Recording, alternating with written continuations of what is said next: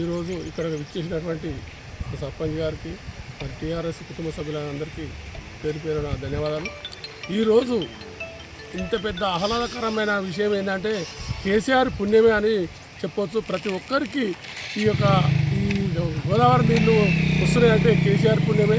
కేసీఆర్ అనేటువంటి లేకపోతే ఈరోజు ఈ బస్వాపూర్ లేదు, ఇటు కొండపోచమ్మ లేదు, ఇటు మల్లన్న సాగర్ లేదు, రంగనాయక సాగర్ లేదు. ఆ సాగర్ల వల్లనే, ఆ సాగర్ నిర్మించడం వల్లనే ఈరోజు బస్వాపురానికి నీళ్ళు వస్తున్నాయి. ఈరోజు కాంగ్రెస్ ఎమ్మెల్యేలు కూడా ఆ బస్వాపూర్ ప్రాజెక్టు నేను నీళ్ళు ఇస్తున్నా అని చెప్తున్నారు. ఆ బస్వాపూర్ ప్రాజెక్టు కట్టకపోతే ఈ నీళ్ళు ఏ ఎమ్మెల్యే ఇవ్వచ్చు? కాంగ్రెస్ ఎమ్మెల్యేలు. అందుగురించే